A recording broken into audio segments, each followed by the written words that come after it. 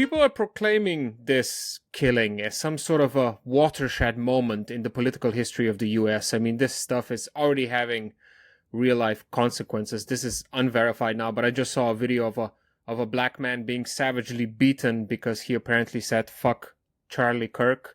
And of course, there's a healthy dose of lunatic MAGA influencers who have been calling for retaliatory violence against the Democrats about 20 seconds after the man got killed. On the other hand, there probably isn't anything as genuinely American as assassinations of high-profile political figures. I mean, throughout its history. Pick a decade and you'll have dozens of senators, activists, and even presidents who have been at least shot at, if not killed, to pick from. So, do you think the killing of Charlie Kirk is a genuine sign of the ground shaking in the US and the West?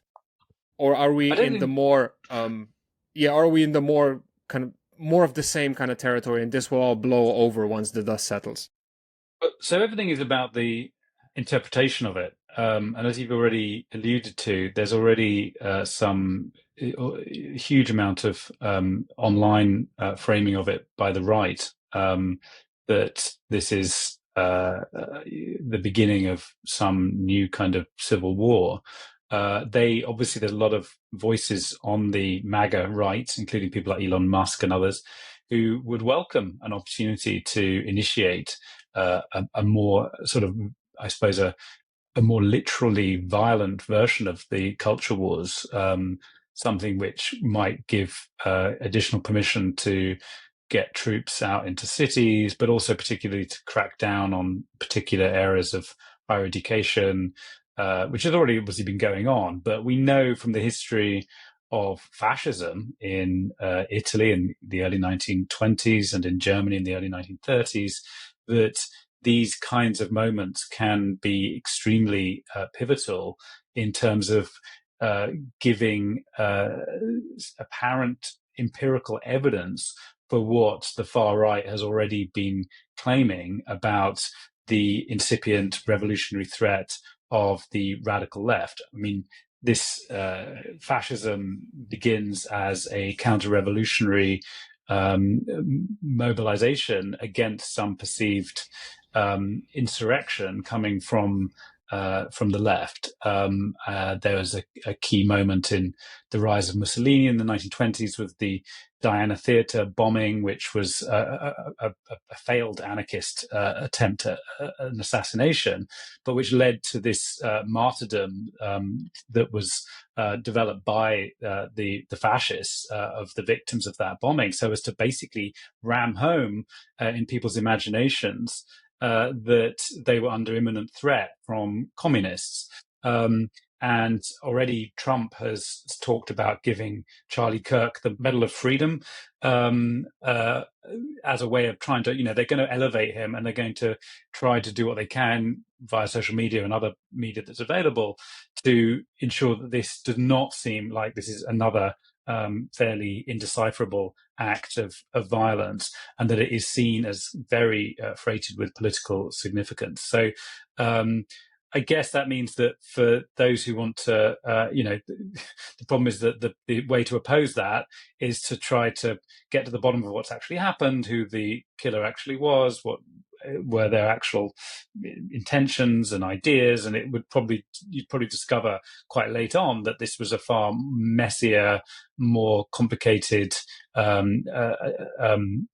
agenda than the right would like there to be. I mean, already yesterday, the Wall Street Journal was publishing some rumor that I think is completely unverified, that there were these statements Slogans of gender ideology on the gun itself, which in a way, I mean, it made me think back to the Christchurch massacre, where somebody opened fire in a mosque in Christchurch, New Zealand, and was live streaming himself with all of these kind of slogans from outright online media, and sort of shouting, "Subscribe to PewDiePie," the radical right gamer.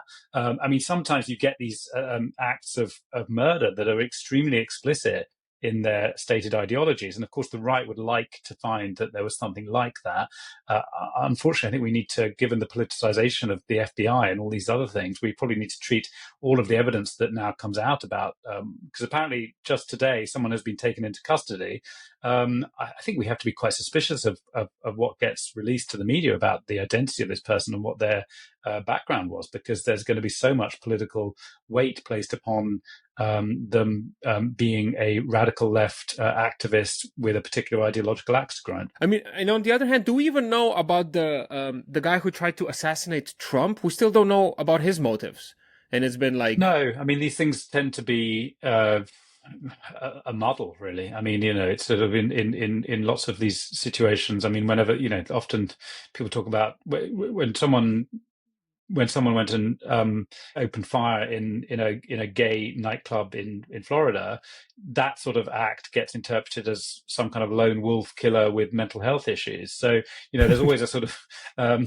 you get these different framings get created, but normally I think at the heart of these things is someone who's got all sorts of disturbances in their lives, and they don't fit tidily into categories.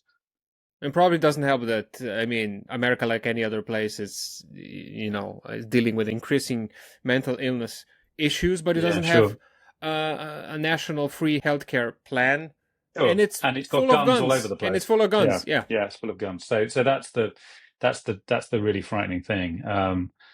And I'm not saying I would be necessarily scared for my life, but I mean, I think if or maybe one would be, I don't know. But I mean, if we know from the precedent of the way, say, Orban has worked in Hungary, that there are particular areas of quote unquote woke scholarship that become a kind of proxy for their idea of what the radical left is, in particular gender studies and post-colonial studies. And I think, I mean, although of course that what the hell's that got to do with an assassination of this guy? Well, of course he was Turning Point. His organization was notorious and spread fear amongst academics already for the way in which it tried to kind of isolate particular individuals. It created lists of people who were considered to be political activists and tried to make them feel afraid of being kind of exposed, or afraid of what they're how conservative students might respond to them and so on. So I think that there is already a connection there with what's going on campuses, and we know that obviously the attempt to crack down on the particular theoretical currents and critical theory on campuses has always been a very noted aspect of the current Trump agenda and the kind of Heritage Foundation ideas that have circled around it over recent years. Thank you so much for listening. Please subscribe to the podcast on YouTube, follow and rate on Spotify and Apple Podcasts. Every marketing tutorial out there insists it's really important that I hassle you about this, so I'm doing it right now. Also, if you'd like to, please support me on Patreon. This is a one-person podcast, as I always say. I do everything by my little old self. There's no team behind me. It's very sad, I know, but you can help by hopping on Patreon and finding the Smart Cookies podcast on there. And then last but certainly not least, as always, I have to thank my existing patrons, Tovarishin and Tovarishice, absolute legends. Without you, there would be no Smart Cookies, which makes you actual producers of this show. So eternal thanks goes to Amy Jontz, Matija Renčel, Florian Hauer, Petar Karba, Matija Zupančič, Dejan Žolnir, Derej, Rok Tržan, Saša Vipatnik, Neven Cvijanović, Juš Premrov, Sirkezi, Goran Ivašić, Anže Sever, Ole, Marin Ferrara, Aljaš Mahar, Štrole, Ajda Mancian, Miha Medved, Medinho, Goran, Gordon, Lorenzo, Jurečuk, Mila, Carmen Veronica, and Tai Chi. I am deeply touched, so thank you very much.